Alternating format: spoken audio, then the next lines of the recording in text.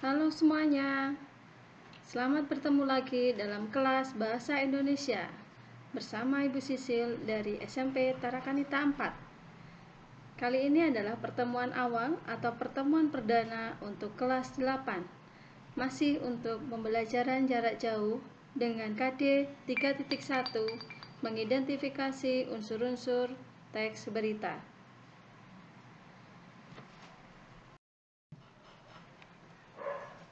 Pembelajaran bahasa Indonesia itu tim teaching. Artinya, Ibu tidak mengajar sendiri. Ibu mempunyai 2 partner atau teman seprofesi yang akan mendampingi kita semua, yaitu Bapak Antonius Sunardoto dan Ibu Lucia Yeni Puspitasari. Ini adalah pertemuan perdana. Ya, pertemuan kali ini dengan KD 3.1 mengidentifikasi unsur-unsur teks berita, membanggakan dan memotivasi yang didengar dan dibaca. Tujuan pembelajarannya adalah yang pertama, kita akan review pembelajaran di jenjang sebelumnya supaya peserta didik dan pengajar menyepakati bentuk perkenalan awal pembelajaran bahasa Indonesia kelas 8 dan dapat menguraikan materi ajar yang didapatkan di semester gasal. Kemudian yang kedua, melalui teks berita yang didengar dan dibaca, peserta didik dapat mengidentifikasi 6 unsur pembentuknya dengan tepat. Yang ketiga, melalui teks berita yang didengar dan dibaca, peserta didik dapat merinci 6 unsur pembentuknya dengan tepat. Sebelumnya selamat ya, sudah naik kelas 8 semuanya. Ayo kita review materi ajar di kelas 7. Ada 2 hal. 1. Materi kelas 7 apa yang masih kamu ingat sampai sekarang? Kemudian yang kedua, apa keinginanmu untuk pembelajaran bahasa Indonesia di kelas 8 ini? Tulis dalam 10 kalimat saja ya. Ya, ada format yang Ibu sediakan, tapi boleh membuat format sendiri. Semuanya harus ditulis karena akan dipresentasikan. Boleh digambar, dibikin mind mapping, atau ikuti pola yang di samping. Yuk kita share bersama. Ya, nanti kita akan masuk Classroom. Kemudian semuanya akan berpendapat. Ya, sudah asumsinya semuanya sudah membuat. Ya, Ibu akan pilih secara random atau acak. Contohnya, ya, nama kelas diisi dengan nomor absen, mungkin lebih membantu. Kemudian jawabannya, materi kelas 7 yang diingat, ya, di kelas 7 saya belajar banyak teks. Yang saya ingat hanya 2, teks deskripsi dan prosedur. Yang lainnya tidak saya ingat. Namun di kelas 7 seru sekali. Gurunya asik dan teman-temannya menyenangkan. Sayang di semester 2 kita hanya berjumpa via virtual. Harapan untuk PJJ kelas 8. Harapan saya di kelas 8 ini akan jauh lebih menyenangkan. Tidak masalah jika berjumpa via virtual, namun semoga pembelajarannya dapat berjalan dengan baik. Semoga bla bla bla bla. Kamu lanjutkan sendiri ya. Nah, dari beberapa hal tadi, apa yang dapat kita simpulkan? Ya.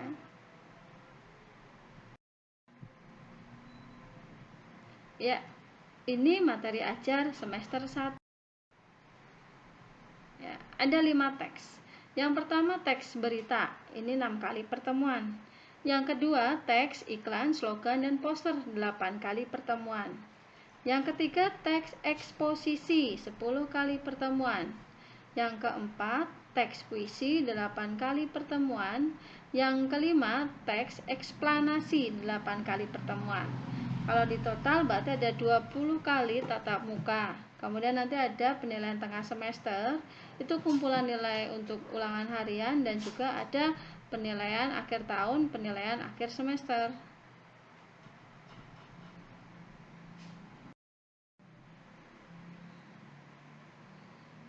Oke, kesepakatan pembelajaran kita.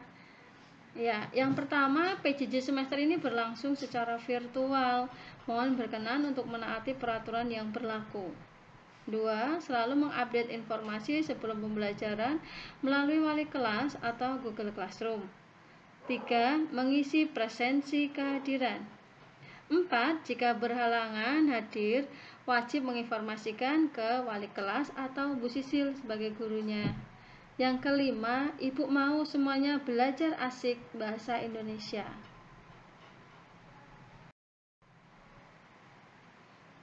Ya, tata tertib pertemuan virtual ini sudah disampaikan di awal tentang berbicara, bertanya, posisi kamera, suara, dan beretika. Ya, ini kalau lewat media Zoom. Seragam yang digunakan adalah seragam hari sekolah sesuai dengan jadwalnya atau hari. Ya, materi utama kita adalah materi teks berita. Ini salah satu contoh berita yang ada di media. Untuk mengetahui jurnalisme, maka kita perlu memahami tentang unsur berita yang dikenal mengenai rumus 5W1H. Unsur yang pertama adalah what, berarti apa yang terjadi atau akan terjadi. Contoh dalam kalimat, mahasiswa melakukan unjuk rasa menuntut penurunan menteri yang terlibat korupsi. What-nya di sini adalah unjuk rasa. Unsur yang kedua adalah who, berarti kepada siapa peristiwa tersebut terjadi atau siapa yang melakukan peristiwa tersebut. Contoh dalam kalimat, mahasiswa melakukan unjuk rasa menuntut penurunan menteri yang terlibat korupsi. Who di sini berarti mahasiswa dan menteri yang terlibat korupsi.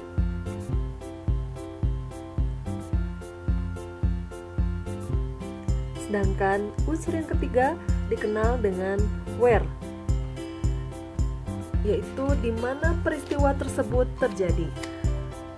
Contoh dalam kalimat, mahasiswa melakukan unjuk rasa menuntut penurunan menteri yang terlibat korupsi. Ditambahkan dengan kalimat yang menunjukkan tempat unjuk rasa terjadi di depan Istana Jakarta. Yang keempat, when, memberi informasi tentang kapan peristiwa tersebut terjadi. Contoh dalam kalimat, unjuk rasa terjadi siang tadi pukul 12 waktu Indonesia Barat. Dan yang kelima adalah why, memberikan keterangan tentang mengapa peristiwa tersebut terjadi. Contoh dalam kalimat, unjuk rasa terjadi setelah Presiden bersikukuh tidak memecat menteri yang terlibat korupsi. Unsur how terdapat dalam badan berita yang menjelaskan mengenai bagaimana peristiwa tersebut terjadi. Contoh dalam kalimat, unjuk rasa mahasiswa ini berakhir rusuh setelah polisi membubarkan paksa aksi unjuk rasa dengan menembakkan gas air mata. Demikian penjelasan mengenai unsur berita 5W1H. Terima kasih.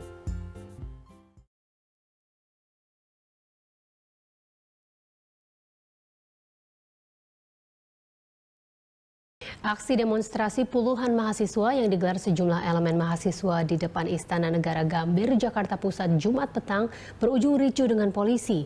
Mereka meminta Jokowi JK mundur dari jabatannya. Kericuhan dipicu aksi nekat mahasiswa yang mencoba menerobos barikade polisi untuk mendekati istana. Baku hantam antara sejumlah mahasiswa dengan polisi tidak terelakkan. Mahasiswa yang berada di barisan paling depan terus berusaha melakukan perlawanan.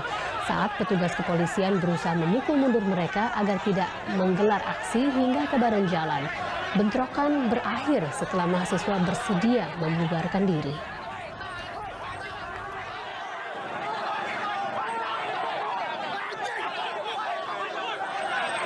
Jadi tindakan represif yang dilakukan aparat tersebut tidak sesuai dengan demokrasi bangsa Indonesia hari ini. Kebebasan untuk memukakan pendapat ini sudah dikengkangi, sudah dikotori oleh pemerintahan Jokowi JK dengan memanfaatkan aparat kepolisian untuk berlaku anarkis terhadap kegiatan demonstrasi.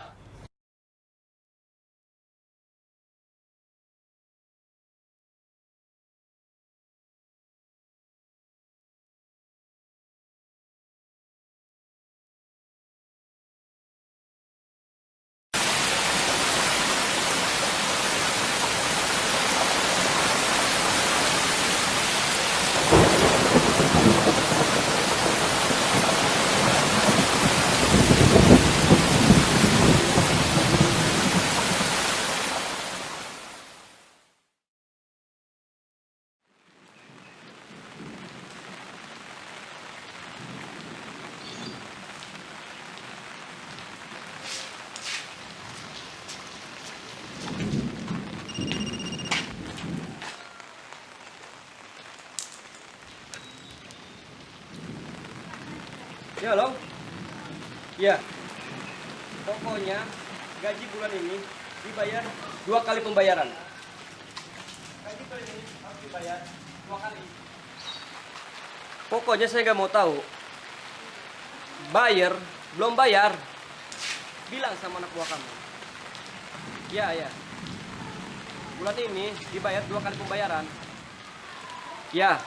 Ya udah. Terima kasih.